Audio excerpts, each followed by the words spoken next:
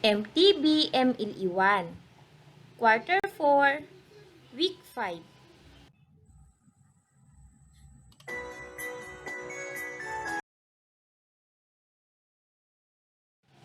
Magandang araw mga bata! Tara na't ating pag-aralan ang Aralin 5. Pagiging malinis sa kapaligiran. Mga inaasahan. Sa pagtatapos ng aralin, ikaw ay inaasahan na nakababasa ng mga parirala, mga pangungusap at maikling kwento. Nakapagbibigay ng mga kasing kahulugan sa paglalarawan ng mga salita. Pero bago yon, inyo munang sagutan ang paunang pagsusulit. Piliin ang letra ng tamang sagot at isulat sa sagutang papel. Bilang 1, ito ay salitang nagsasabi ng katangian ng tao, bagay, hayop, lugar at pangyayari. A. Pamatlig. B. Pang-uri. C. Pandiwa. Bilang 2, lipon ng mga salita na may buong diwa at nagsisimula sa malaking letra at nagtatapos sa isang bantas. A. Parirala. B. Pangungusap. C. Kwento. Narito ang tamang sagot.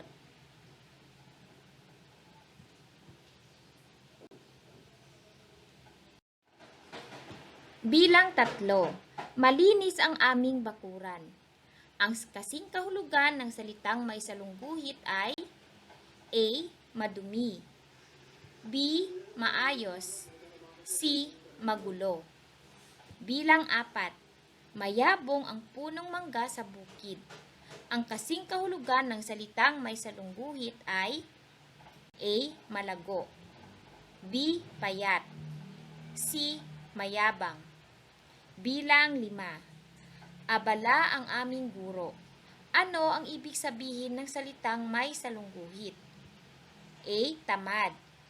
B. Mabait. C. Maraming ginagawa. Narito ang mga tamang sagot.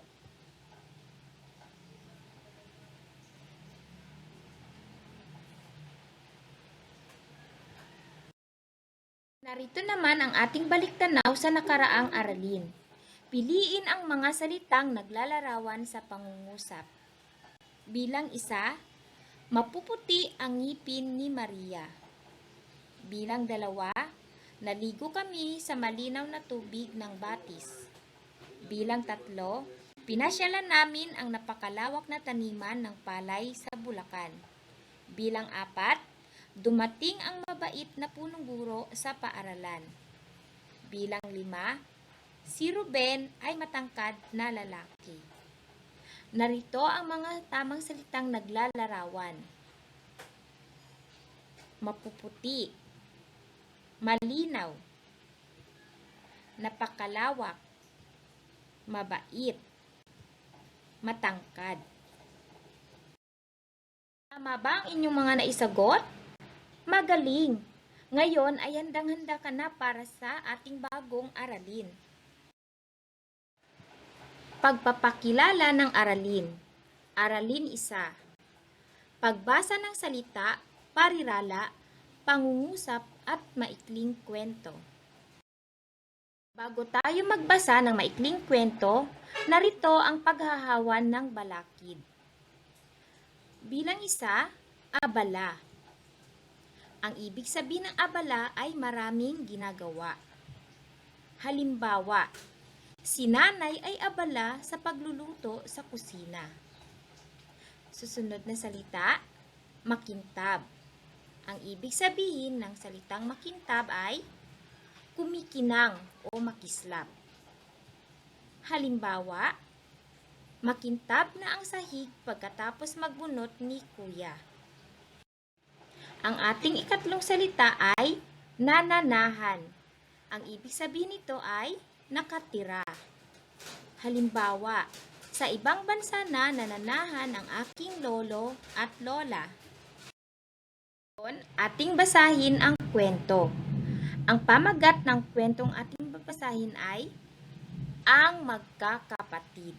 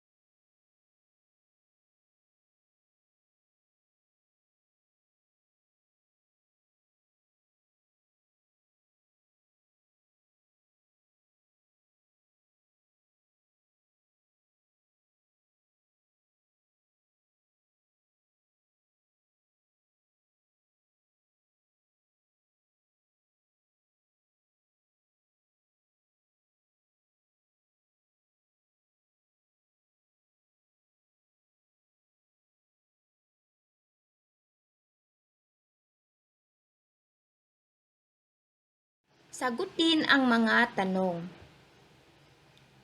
Bakit masaya si Pamela sa kanyang paggising? Abala si nanay sa paghahanda ng pagkain. Ano ang ginagawa ni nanay? Sino-sino ang nagtulong-tulong sa paglilinis? Ano-ano ang mga ginawa ni Kuya, Ate, Pamela? Ano kaya ang masasabi ng lola kapag nakita niya ang bahay ng magkakapatid? Magaling mga bata at nasagot nyo ang mga tanong. Ibig sabihin ay inyong naunawaan ang binasang kwento. Ngayon ay tumungo na tayo sa susunod na aralin. Aralin 2. Pagbibigay ng kasing kahulugan ng mga salita. Basahin ang mga parirala. Mga bata, inyo ring tingnan ang nasa larawan at basahin ang parirala. Mataas ang puno.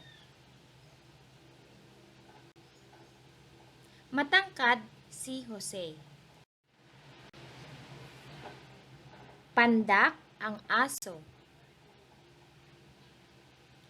Mababa ang mesa. Tanong: anong salita ang ginamit? Mga bata, ang mga salitang ginamit sa paglalarawan mula sa mga parirala na iyong binasa ay magkasing kahulugan. Halimbawa, mataas, matangkad. Pandak, mababa. Ang salitang magkasing kahulugan ay salitang pareho ang ibig sabihin o kahulugan. Mga bata, naunawaan niyo bang ating aralin? Magaling! Ngayon ay handa na kayo sa pagsagot sa mga gawain. Para sa gawain 1, basahin muli ang kwentong Ang Magkakapatid. Para sa pagsasanay ng pagbasa na may tatas. Gabayan ang inyong anak sa pagbasa ng mga salita, pangungusap at talata. Kwento na may tamang bilis at tamang bigkas. Para sa gawain 2, basahin ang pares ng mga salita. Lagyan ng check kung ito ay magkasing kahulugan at X kung hindi. Unang bilang, mataas, mababa. Ikalawang bilang, maganda, marikit. Ikatlong bilang, mahusay, marunong. Ikaapat na bilang, mataba, malapad. Ikalimang bilang, maputi, maitim. Gawain 2.1, basahin ang pangungusap. Piliin ang kasing kahulugan ng salitang may salungguhit at isulat ang letra ng tamang sagot. Unang bilang, ang kanyang silid tulugan ay maaliwalas tingnan. A. Magulo. B. Maayos. C. Malaki. Ikalawang bilang, si Sally ay maganda at mabait na bata. A. Pangit. B. Mataba. C. Marikit. Ikatlong bilang, ang pamilya Santos ay marangya ang buhay, kaya naibibigay lahat ng gusto ng mga anak. A. Mayaman. B. Mahirap.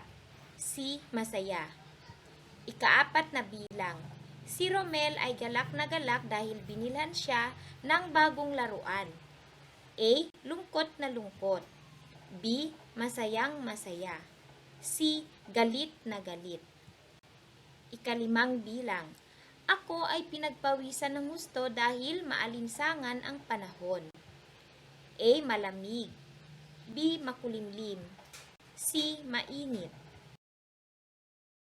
Mga bata, tandaan, matapos mong matutuhan ang lahat ng aralin, dapat tandaan na ang maikling kwento ay nabubuo mula sa lipon ng mga salita na kung tawagin ay parirala at pangungusap. Ang salitang magkasing kahulugan ay mga salitang pareho ang ibig sabihin o kahulugan. Ang mga salitang naglalarawan o pang-uri ay maaaring may salitang kasing kahulugan upang malaman ang diwa ng salita. Para sa pag-alam sa natutuhan, sumulat ng 5 pares ng salitang magkasing kahulugan sa iyong MTB notebook. Mga salitang magkasing kahulugan, halimbawa, masaya, nagalak.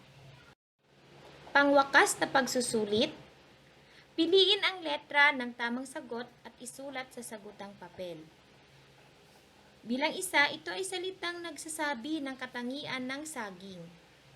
A. Pula, B. Dilaw, C. Bilog.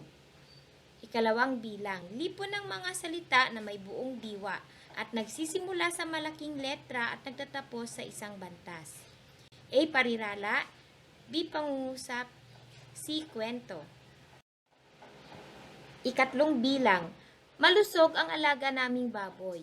Ang kasing kahulugan ng salitang may salungguhit ay A. Marumi, B. Payat, C. Mataba.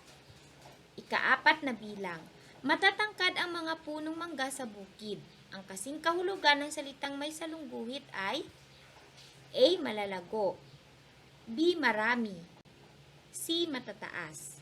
Ika-5 bilang, abala ang aming guro. Ano ang ibig sabihin ng salitang may salungguhit? A. Tamad, B. Mabait, C. Maraming ginagawa.